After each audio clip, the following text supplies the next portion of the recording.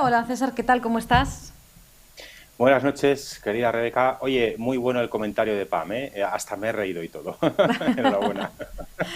Muchas gracias. La verdad es que Pam nos lo pone Sí, difícil para no exaltarnos cada día en el programa. Aunque en la es un clásico. generalidad no se quedan cortos.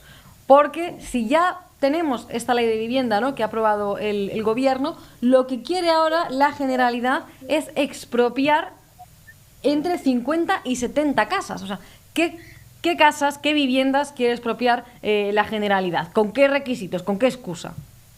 Bueno, pues con la excusa manida de siempre de que son viviendas vacías, lo cual atenta contra el derecho de los propietarios a hacer con sus propiedades lo que estimen oportuno. Una persona ejerce el derecho de la vivienda del que tanto habla el gobierno, la izquierda y los nacionalistas cuando la compra legalmente, y una vez que la adquiere legalmente hace el uso de ella que considera pertinente. Vive en ella, va a pasar temporadas allí, la tiene cerrada si es que tiene que pasar un tiempo trabajando fuera de su ciudad, por ejemplo, o si tiene que desplazarse a otro lugar para atender a sus padres ancianos. En definitiva, las personas tienen el derecho de hacer con sus propiedades lo que estimen oportuno. Tienen el derecho de usufructo, que es como se dice legalmente. Bueno, pues eso es lo que cuestiona la izquierda, que las personas que tienen vivienda no la puedan usar como consideren. Y para aquellos que se atrevan a ejercer el derecho de uso de su propiedad, pues hay toda una batería de medidas que ya están perpetrando esta gente para expropiar los pisos. En Cataluña, en concreto, estamos hablando de viviendas repartidas en 14 municipios diferentes de toda Cataluña que supondrían una primera jornada de entre 50 y 74 inmuebles, pero la Generalidad advierte de que hay hasta 189 viviendas que serían susceptibles de ser expropiadas a sus dueños para ponerlas en alquiler social, porque la Generalidad de Cataluña, curiosamente, constata el principal problema de la vivienda, tanto para compra como para alquiler, que es la escasa oferta, sobre todo en el mercado del alquiler. Vale, pues con ese problema que existe de altos precios del alquiler debido a la falta de oferta, se están tomando toda una serie de medidas que van a reducir todavía más la oferta de inmuebles en alquiler y, por tanto, van a aumentar los precios. En primer lugar, por la escasa recalificación de terreno para construir obra nueva, que llevamos así 30 años, no es de ahora. Los ayuntamientos recalifican terreno para construir obra nueva en mucha menor cantidad de la demanda real, entre otras cosas, para elevar artificialmente el precio del terreno y cobrar más por las plusvalías. Por tanto, los primeros especuladores con la vivienda son los ayuntamientos, 8.118 consistorios que hay en España, recordamos. En segundo lugar, si se quiere abaratar la vivienda, otra de las cosas que se podría estudiar es, además de recalificar más suelo, permitir construir en más alturas, porque en muchas partes de España solamente se puede construir en 3, 4 alturas y porque no se permite hacer edificios más altos que contengan más pisos. Además, es mucho más barato para un constructor, una vez que ya se mete a edificar un inmueble, a edificar un edificio, valga la redundancia, hacer más alturas, porque así le salen más casas y por tanto las puede vender a mejor precio. Bueno, pues esto tampoco se hace. Si se quiere abaratar la vivienda, ¿por qué no se estudia toda la carga impositiva que soporta el sector de la construcción, tanto en las empresas constructoras como en los impuestos a la compra de materiales, como en las tasas o permisos administrativos necesarios, la reducción de plazos de ejecución de licencias para comenzar las obras, o si se quiere incentivar que haya más viviendas en el mercado, ¿por qué no se elimina el impuesto municipal a la reforma de los inmuebles? Que en muchas ocasiones los propietarios particulares que se deciden, a pesar de todo, a alquilar un inmueble, pero necesita reformas el inmueble, cuando van al ayuntamiento se encuentran que hay que pagar un 3, un 4% del coste de la obra.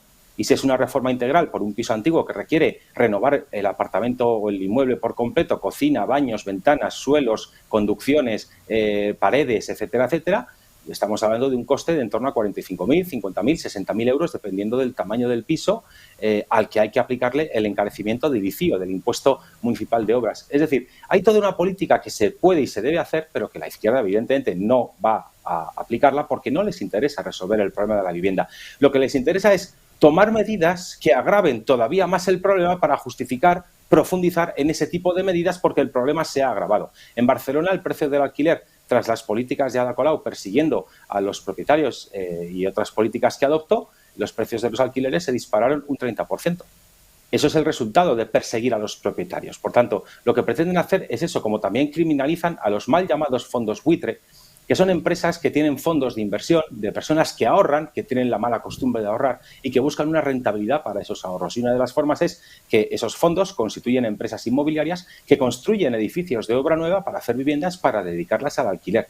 Si se facilitase la labor de los fondos de inversión que construyen vivienda para alquiler, tendríamos mucha más oferta de vivienda y, por tanto, al haber más oferta se rebajan los precios. Otra de las medidas que no se hace. Se ataca sistemáticamente a las viviendas que son propiedad de fondos de inversión y se criminaliza a las personas que, tras toda una vida de ahorros o de ahorro, quieren obtener una rentabilidad legítima por esos ahorros. Y se criminaliza otro concepto más, aludiendo que la vivienda es un derecho, se criminaliza el que haya operadores en el sector privado que obtengan un lucro de la vivienda. También hay gente que se lucra de la producción de alimentos y nadie lo cuestiona hasta ahora, aunque ya sabemos que quieren un supermercado público, como en Venezuela, para que luego las estanterías estén desabastecidas, ¿verdad? Bueno, pues, ¿qué pasa? ¿Los arquitectos van a tener que trabajar gratis porque la vivienda es un derecho? ¿Los albañiles, los electricistas, los carpinteros, los fontaneros, los que ponen el suelo de las viviendas, los que hacen el pladur? No sé, ¿esos también se lucran? ¿Son especuladores con la vivienda o cobran por su trabajo? Bueno, pues es que la vivienda, aunque sea un derecho y aunque sea un bien básico, satisfacerlo tiene unos costes, porque el cemento no es gratis, los ladrillos no son gratis, los cables que llevan los edificios no son gratis, las ventanas de PVC, doble acristalamiento, etcétera, de puente térmico, tampoco son gratis. Entonces, si se quiere realizar una política de facilitar el acceso a la vivienda, hay que abaratar la vivienda. Para abaratar la vivienda hay que aumentar la oferta. Para aumentar la oferta hay que dejar de atacar a los agentes operadores en el mercado que son capaces de aumentar esa oferta, sean los propietarios particulares o sean los fondos de inversión. Todo esto no se hace. ¿Por qué? Porque lo que se pretende es dificultar más el problema. Y ya cuando tenemos en cuenta algunas propuestas que está llevando Yolanda Díaz en su programa electoral para las generales, como por ejemplo alquileres con contratos indefinidos, que los propietarios de los inmuebles no puedan disponer de los inmuebles una vez que los han alquilado ya de por vida, como la renta antigua que había en tiempos de Franco, que se suprimió precisamente con la ley Boyer. Se acabó con los contratos de renta antigua y que eso posibilitó la inversión en vivienda, posibilitó que los propietarios invirtiesen en esos inmuebles para mejorarlos, cosa que antes no ocurría. O, por ejemplo, Yolanda Díaz pretende que se den ayudas para acceso a la vivienda a los inmigrantes ilegales, más efecto llamada. Claro, expropiamos viviendas a sus legítimos dueños porque hay personas vulnerables, pero va a haber más personas vulnerables porque hacemos política de ayudas públicas a personas que están aquí en situación ilegal, que eso va a provocar más efecto llamada de más personas que vengan aquí, que entren, se quedan en España ilegalmente, que se empadronan y que luego empiezan a pedir todo tipo de ayudas. Y como César, son vulnerables, ¿qué te parece, claro, hay que expropiar.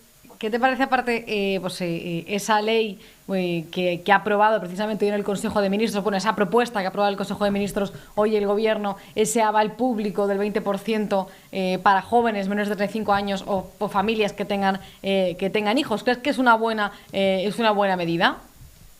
Coyunturalmente, dada la situación de urgencia para las personas que necesitan ya una vivienda, puede ayudar. Pero eso no es más que una mala política socialista de trasladar a la sociedad cargas que son individuales. Porque si esas personas luego no pueden pagar la hipoteca, ¿qué pasa? Que el resto de los españoles vamos a tener que hacer frente al impago de su hipoteca. Y la gente que hace bien las cosas y paga su hipoteca, ¿por qué tiene que pagar la hipoteca de los demás con sus impuestos? ¿Por qué? Porque la vivienda está encarecida por medidas políticas que la han encarecido y por impuestos. Pues quitemos lo que encarece la vivienda para abaratarla y que la gente la pueda pagar por sus propios medios. Pero no, aquí lo que hacemos es toda una política de ayudas públicas que sale del dinero de todos, que ayudan a muy pocas personas en comparación con el total, mientras que esas políticas las pagamos todos. Eso es lo malo de ese tipo de políticas asistencialistas o de renta para determinados fines, porque una persona que quiera comprar un inmueble tiene que tener el aval del resto de la sociedad española. Coyunturalmente, dada la situación, se podría entender, pero hay que tomar medidas estructurales a medio y largo plazo para que no haga falta que el Estado avale las hipotecas de los demás, porque luego en caso de impago socializamos las pérdidas, ¿verdad? Porque una persona a lo mejor comete o tiene un estilo de vida irresponsable o porque no sabe administrarse bien o porque adquiere una vivienda que está por encima de sus posibilidades. El resto de los españoles que se esfuerzan y pagan impuestos tienen que asumir ese coste. No es justo. Y por si fuera poco, y además de esta ley de vivienda que ha aprobado el Gobierno, lo que sabemos es que Podemos también quiere hacer lo que quieren hacer en la Generalidad, ¿no? Que es expropiar casas, porque quieren empezar a considerar viviendas vacías a partir de los 6 meses, que esto sería una cosa gravísima, claro. Sí, entre otras muchas cosas. En primer lugar, concepto de vivienda vacía o no vacía, ¿usted por qué se tiene que meter en cómo tengo yo mi vivienda? ¿Y yo por qué tengo que acreditar ante un ayuntamiento para que no me haga un recargo en el IBI el número de días al año que yo paso una vivienda? Porque a lo mejor esa vivienda es una segunda residencia que yo me he comprado con mi esfuerzo y con mi trabajo para ir los veranos o para ir los fines de semana o para ir cuando me salga de la punta de la puerta de entrada, por no decir otra cosa, ¿verdad? Entonces, hay toda una batería de medidas coercitivas para acosar a los propietarios de vivienda, como lo que has dicho tú, pero es que esta gente no se queda ahí, porque ese encarecimiento del IBI es uno de ellos, pero también quieren forzar a que los propietarios destinen al alquiler social las viviendas, es decir, que los propietarios de vivienda alquilen al precio que lo que podemos considerar. Y si no, pues tienes más recargo en el IBI, te aplican más fiscalidad en el IRPF, que es otra de las medidas que están contemplando, o como lo que comentábamos antes de Yolanda Díaz, que quiere establecer contratos de alquiler a perpetuidad, de forma que si un inquilino, si un propietario necesita recuperar el inmueble porque lo tiene que vender, porque quiere venderlo o porque necesita venderlo, porque le da la gana venderlo, entonces no puede porque está alquilado y con las condiciones de alquiler que están intentando aprobar o que ya se han aprobado, a ver quién es el guapo que compra una vivienda que está alquilada, porque esa vivienda no tiene un 100% de disponibilidad sobre la misma. Es decir, el propietario tiene que tener disponibilidad de su propiedad, como no puede ser de otra manera. En España, el 70-80% de los españoles son propietarios de vivienda. Por tanto, todos los españoles que han trabajado, que se han sacrificado, que han pagado una hipoteca para tener su primera vivienda o incluso una segunda vivienda, una segunda residencia para vacaciones, que tengan muy en cuenta que de cara a las próximas elecciones autonómicas y municipales y en las generales, su vivienda está siendo amenazada por la izquierda, que pretende expropiarla, que pretende que se vea bien incluso que a una persona se le quite su vivienda porque dicen que no reside en ella.